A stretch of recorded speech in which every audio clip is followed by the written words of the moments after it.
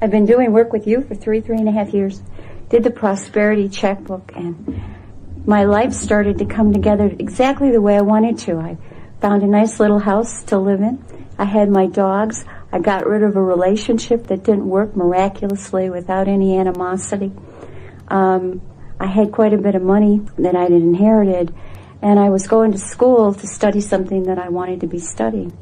And then I moved in this little house, but my health caved in. I spent a year and a half taking care of my mother before she died. And there was a lot of stress, and stress affects this disease. So I got... Stress is this disease. Yes. So there I was, starting in January, February. All right, now I couldn't move. That we've heard enough. I thought so. We asked for every bit of that. We did, and we are appreciating your offering it. But as you're listening, can you hear? You could hear the statements that she was making that were locked on. You could hear the statements that she is making that are locked off. In other words, you can sort of feel what the vibrational content is. So now, never mind what has been. Right. The only thing that matters is right here and now, because here and now is where all of your power is. So the question that we would ask you is, are you asking? Well, that's an easy one, isn't it? Yeah. Oh boy, time. are you ever asking? Mm-hmm. You're asking in a more pointed, more powerful way than you ever have before. Exactly. And because we know the way the universe answers your desire, we would say to you that in the powerful asking, there is powerful answering. So if you are living less than you want, there can only be one thing that is out of whack, and that must mean that you are not in the receiving mode. And every negative feeling that comes along with every negative comment is that moment of not letting it in. So sit here for a moment with us and make an effort, we'll help you, to begin making statements around the subject of anything that has been important to you. Now, pick some subjects. We can feel, and you spoke it clearly here, that spending time with someone whose experience is diminishing, as you said, which was a very stressful time. So you held yourself without meaning to, without really consciously being aware of it, feeling that you should do it because it was your responsibility, and certainly we're not quarreling with that at all. But we're just wanting to help you to realize that it was that extended experience that caused you to be locked off the signal for a long enough time. And you see, when you've been summoning in a very strong way, and then you get into a state of resistance, it shows up in a very strong way. In other words, if you're not summoning in a strong way, you can hold yourself in negative thoughts, and the negative thoughts don't feel so powerful because the energy is not moving so fast. It would be like kinking a fire hose. There's a lot of pressure in a fire hose.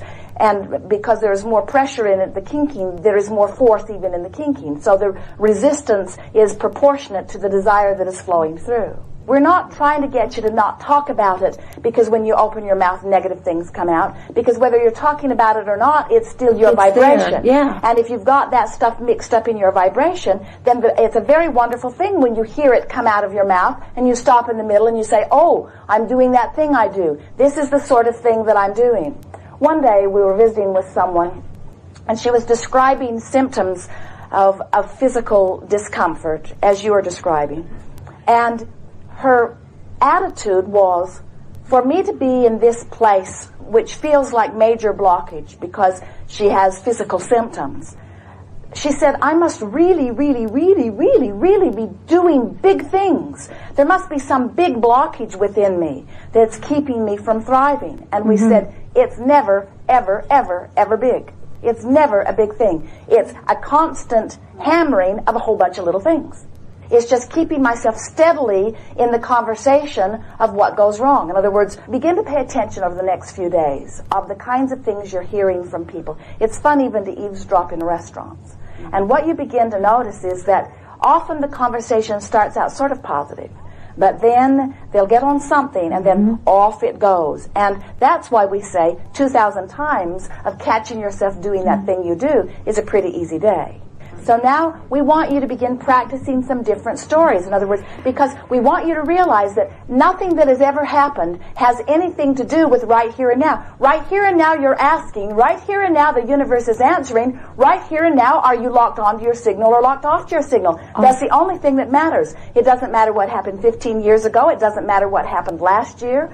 It doesn't matter what happened yesterday. Nothing matters. It doesn't matter how much money you've got. It doesn't matter how much money you've ever had. It doesn't matter how much money is coming. The only thing that matters is right here and now. Are you choosing words that lock you onto your signal, which let in what you're asking for, or are you choosing words that lock off of your signal? So as you stand in your now, you see everything that you've been living has caused you to launch a powerful desire. And the universal forces are powerfully answering that desire. Are you letting it in now? So you say, let's see. I'm worried about my dead dogs. No, I'm not letting it in. I'm focused upon my very much alive dog. Yes, I'm letting it in. I'm loving the house that I'm in. I'm letting it in. I'm worrying about being able to keep my lifestyle. I'm not letting it in. I'm remembering how the money went. I'm not letting it in. I'm anticipating more money coming. I'm letting it in. I'm frustrated that I didn't budget better. I'm not letting it in. I'm angry that there wasn't more to begin with. I'm not letting it in. I'm anticipating more coming. I'm letting it in. In other words, you can just feel by the sun. So as you pick and choose, whether you are remembering from the past or observing in your now or anticipating into the future, you're doing one or two things. You're letting it in or you're not letting it in. You're locked onto the signal or you're not locked onto the signal. And that is the only thing that matters. Your physical condition is just an amplified version. It's so wonderful. You said to us, it comes and it goes. And it seems to be stress-related. And we say, isn't that exactly what we're talking about here? All this virus is an amplified guidance system that is letting you know that you're locked onto your signal or well-being or you're not. So now, make an effort here to make a sort of stream of statements, and it doesn't matter. If you go off, no big deal. Everybody does. Just make an effort to make a series of statements that are locked on. You can even repeat some of the ones that you gave us before. It doesn't matter. I really enjoy learning, and I didn't do a lot of that for many years. Locked off? Yeah. That's all right. But the only reason we're saying that to you is because law of attraction is a very powerful thing. So as you pick a statement that locks you on, you see, in the beginning, it could go either way. You could lock on, you could lock off, you could allow, you could resist. But if you lock on, lock on, lock on, lock on, lock on, then you're less likely to go back to that place of resistance. Most people lock on, lock off, lock on, lock off, lock on, lock off. In other words, I want more money, I don't have enough. Wouldn't it be nice to have that? Oh yeah, but who could afford those payments? And so what you're wanting to do is just reach for a longer stream of locking on, because when you do, law of attraction assists you then in the next and the next and the next. So try again. Never mind reality. We don't want you to even be objective. We want you to be sort of in almost a demented way, reaching only for locked on thoughts. We don't want you to face reality at what, because we want you to hear us. You ask, the universe answers, are you letting it in? Are you locked on? That's the only thing that matters. If you're not getting what you want, it's because you're not locked on. That's all it could ever be. Think about this. There's 3 points to this system. I ask, that's been done. The universe answers, that's been and being done. I let it in. So right here and now, I'm going to let it in. I'm going to find a way to let it in. So talk to us about your dog, the one that's still with you. I found Annie in a park in October. She was about 8 months old. She's the second dog that I found, and this is what I do. I kind of gather in these strays.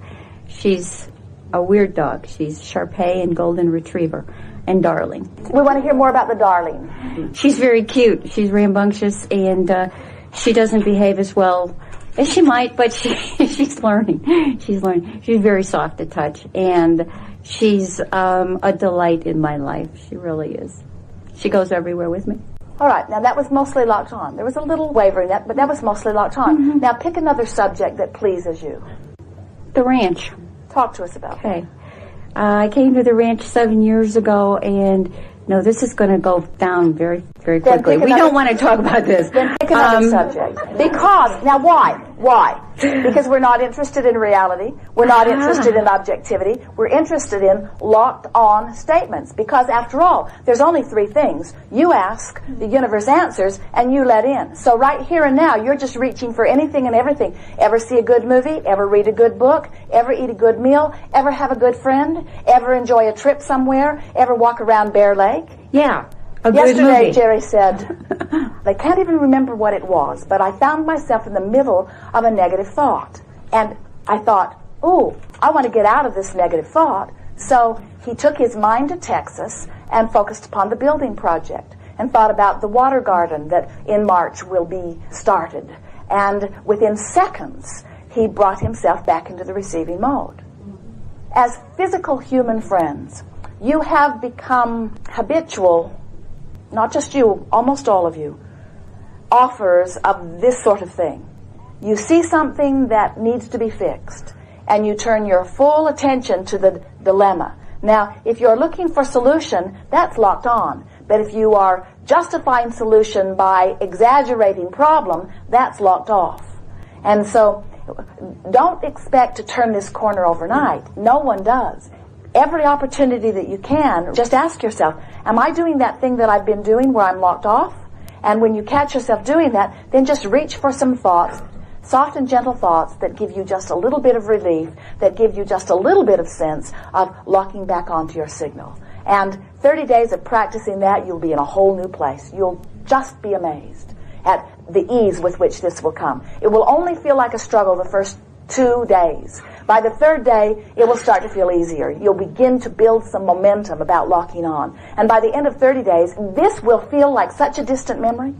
It would be almost hard for you to remember those habits of thoughts. That's how fast they turn once you know what you're doing. And there isn't one of you here in this room today who does not have a clear picture of what you have been doing. In other words, you got it. You have it. We're done. You'll hear more as we're moving forward. Yes. Can I ask you just one question?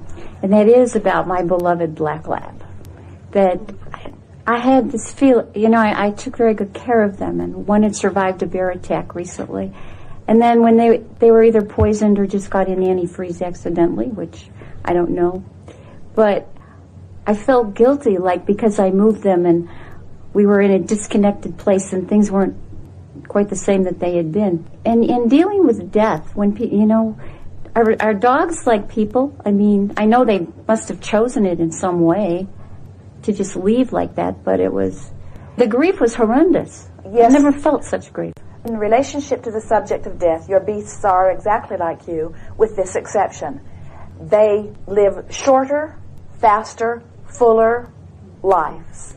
And they resist death not at all because they understand that they are eternal beings. And so they push not against death at all. And so when they find themselves in any environment that is less than joyful, they do not think anything about releasing and taking another run at it. And we think it is wonderful when physical humans come to the same understanding. The other day, Esther was watching an exuberant child, 2 of them, playing in a campground. And their joy was so evident, it took Jerry and Esther's breath away. They sat and watched them out the window of the motor coach. Unbounding joy. They were playing with a stick. And the fun that they were having with it was disproportionate to the stick. And Esther said to Jerry, just now I got a sensation of exhilaration as I realized I'm going to get to come back and be a kid again. There's a part of her that says, like so many of you, oh, it's so nice to know what I now know. In this total state of connection, I now know I have control of my own experience. But as she watched these little ones in their utter exuberance for life in that moment, Esther thought, it is going to be such fun. Again and again. Well, your beasts know that. In other words, they have no resistance whatsoever to the idea of their longevity. And so they're in and out, in and out, in and out. Think about it. A beast comes to full enough maturity. The little beast that's 6 months old to a year is living as broad and full of a life experience as the beast that is living to be 12 or 15 years old. Right. In other words, they reach that level of maturity very fast. And so they're in and out of their bodies with such ease. They just don't even worry at all about it. And if we were standing in your physical shoes, we would just take pleasure in the understanding of that beast. And then we have one more question for you. When you say, I feel so guilty, and we say, is that locked on or off? And you say, yes, but Abraham, what I'm wanting to know from you is, do I have reason to feel guilt? And we say, have you heard nothing from us? In other words, we're not for a moment going to give you any reason to stand in a moment of guilt for any reason. If you had run over them with your own motor scooter again and again and again, we would not encourage you to stand in a place holding yourself in a place of guilt about it, you see?